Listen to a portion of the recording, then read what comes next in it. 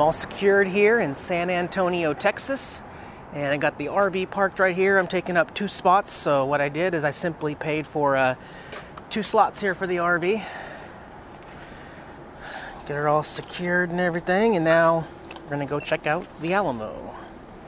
I think I've parked about a mile away, so it's really hard to park an RV downtown anywhere. I'm really happy that I got a spot. It's a neat old building. Really cool. The Battle of the Alamo, February 23rd to March 6, 1836, was a pivotal event in the Texas Revolution. Following a 13-day siege, Mexican troops under President Gerald Antonio Lopez de Santa Anna launched an assault on the Alamo mission near San Antonio, Texas, killing all of the Texan defenders. Santa Anna's cruelty during the battle inspired many Texans, both Texan settlers and adventurers from the United States, to join the Texan Army.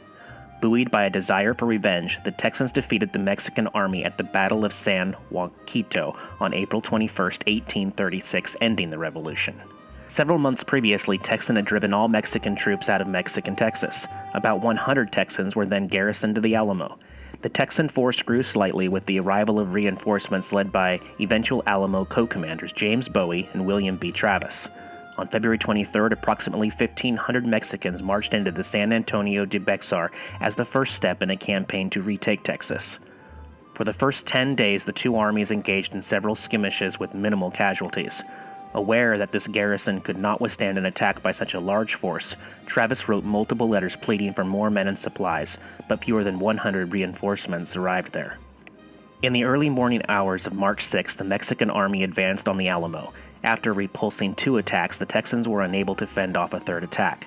As Mexican soldiers scaled the walls, most of the Texan soldiers withdrew into interior buildings.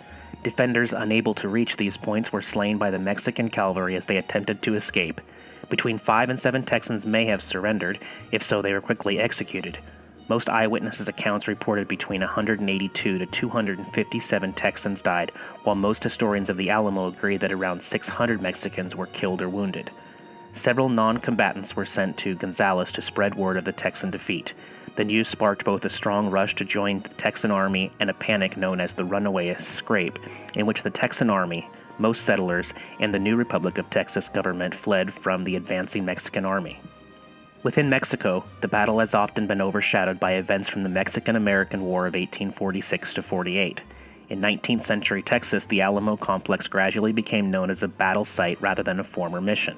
The Texas legislature purchased the land and buildings in the early part of the 20th century and designated the Alamo Chapel as an official Texas state shrine. The Alamo is now the most popular tourist site in Texas. The Alamo has been the subject of numerous nonfiction works beginning in 1843. Most Americans, however, are more familiar with the myths spread by many of the movie and television adaptations, including 1950 Disney's Ministry's Davy Crockett and John Wayne's 1960 film The Alamo.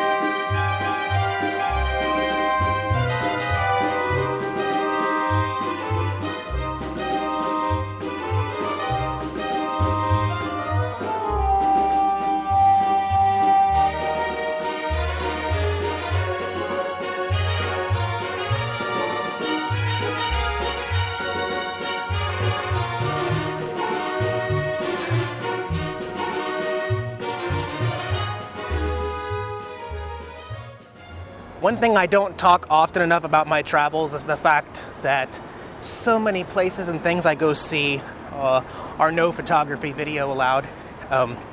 Inside the Alamo is one of those places, and I'm not going to lie to you, it's not even something that I actually considered when I came through. I got up to the counter, was getting ready to pay. Big old sign right there, didn't even need to ask. No photography at all. So that's why I showed you what I showed you, some of the exterior stuff, and maybe I'll just kind of talk about the Alamo a little bit instead. But if you get a chance to be downtown San Antonio, I highly recommend going inside and experiencing the actual Alamo inside museum history. A little audio tour and everything, and It was a lot of fun. I'm just sad that I couldn't share it with you guys, but oh well. Get back on the road. Get out of the city. I hate these big cities. Want to come outside, Jax? Come on. Come on outside. Stretch your cat legs. Good boy. How you doing, buddy? Neat little spot we're camping here. I'll have to check on the name of the park. It's right off the highway, though. You got all of this stuff that's over here. Nice view of the water over there. I know the sun's coming down in my eyes right now, but Jax is going to be able to get lots and lots of exercise. You want to go hunt? He's like, under the leash, Dad. I want to hunt. I want to hunt.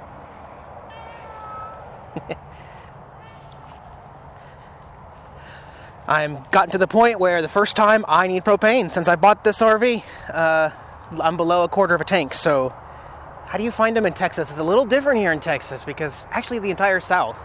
Last year when I was in Florida, I pointed this out. Like up north, you have them everywhere. Every single hardware and lumber store sells propane to customers. All the RV parks and everywhere sells propane. Down here, nope. It's like impossible to find. So before I leave the San Antonio, Corpus Christi area, I'm going to need to like actually do a search and find somebody who will sell us some propane for our RV and not just the tanks. Oh yeah? Oh really? Is that right? Anything else? Hey guys, Jax here, along with his human servant Eric. Thanks for watching our RV channel. If you liked the video, give me a thumbs up below. Don't forget to watch all of our other videos. We got some great material out there. Subscribe to our channel so you can get the latest updates here on the road. Can you say hi? Talk to you guys later.